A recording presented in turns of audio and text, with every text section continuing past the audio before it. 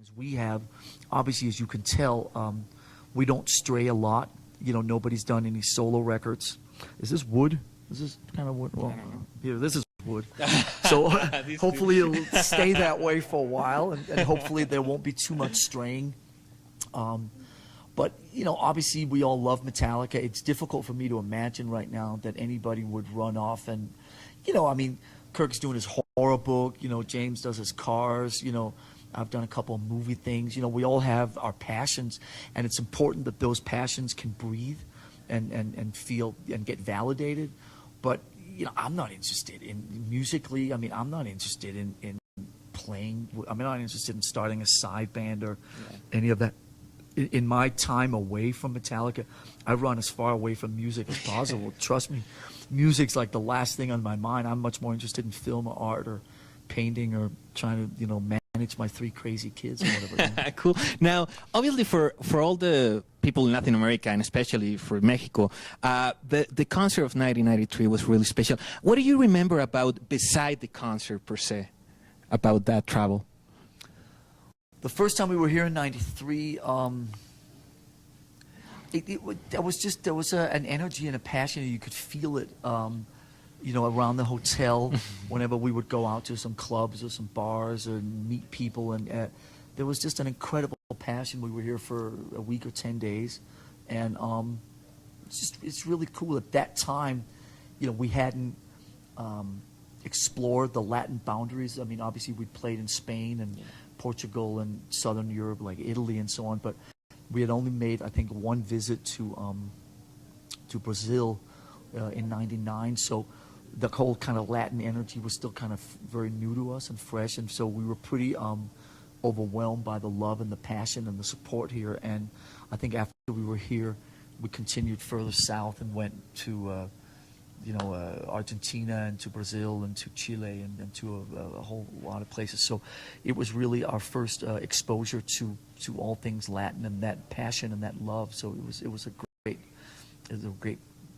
great beginning to a long-standing love affair. Cool. Now, a lot of fans of Metallica, they have a special respect and a care about a great musician that was with you, rest in peace, Cliff Burton. What could be the most important thing that you admire about Cliff?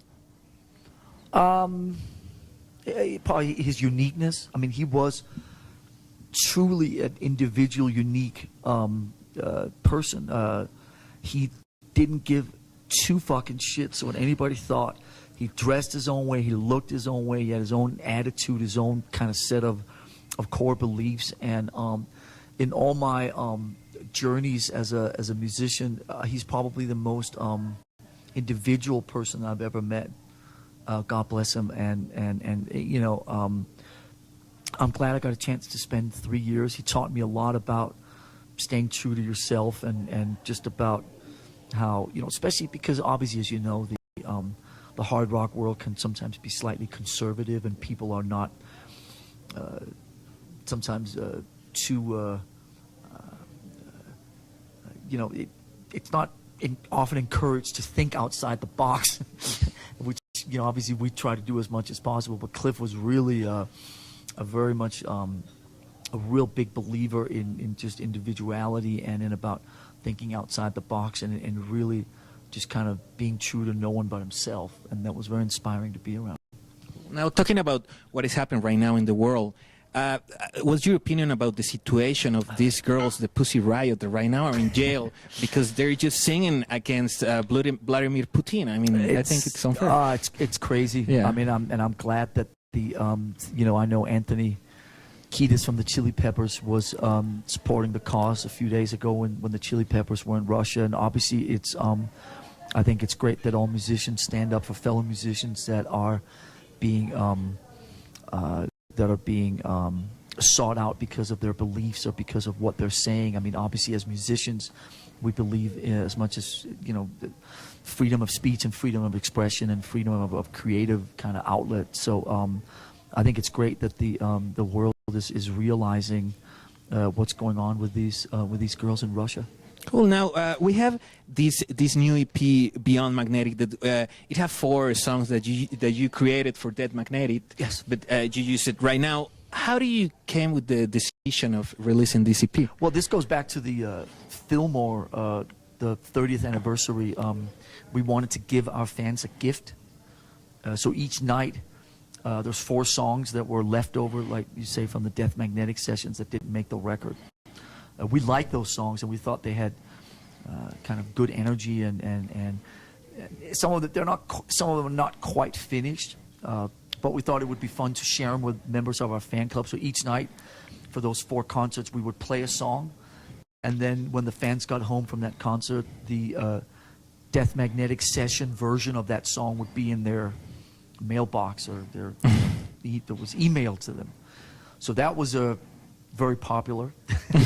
Everybody loved that idea, and it was so popular that somebody asked if we could release the songs commercially. So there it is. Cool. 4 songs from the Death Magnetic sessions. Awesome. Okay, the last For your question. listening pleasure. The last question: how far would you think you would go if you would choose not to be a musician but to be a tennis player? I would probably end up being, I don't know, the driver to the great tennis players of the world. Or the ball boy, maybe the ball boy. You were really good. Well, I appreciate that. Let me tell you something. Denmark, again, is a very small country. We go back to that size again. And in Denmark, I was ranked, and I come from a fairly,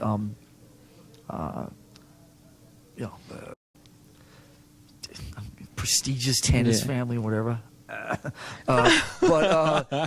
So I was kind of expected to follow in the footsteps of my granddad and my dad and my uncle and all the rest of them, and I was kind of the first black sheep of the tennis family. But I was ranked in Denmark in my age groups. But when I came to America, in 1980 to pursue tennis on a bigger scale, I wasn't even like one of the best 5 tennis players on the street I lived on. I mean, the whole thing was kind of a mindfuck. There were so many great tennis players in America that that being ranked in Denmark was meaningless. So I kind of lost interest, and music was brewing, and I think music was much more. It was much more of a passion for me, and so I started playing music or following kind of more my musical dreams. I still play tennis, I still follow tennis, and I still, watch and the whole thing. But I'm kind of the first black sheep of the Ulrich tennis dynasty in Denmark, so I apologize for that. But I think that you did a great choice. Oh, thank you. You're far too kind. Thank you very much for your time at this interview. It's an honor to talk with you. Great to talk to you. Good luck for the 8 shows. Thank you. It's going to be amazing. Y bueno, pues ya lo vieron grande entre los grandes maestros de maestros, Lars Ulrich. Vamos a continuar con más. Esto fue Metallica aquí en Telehit. Chao.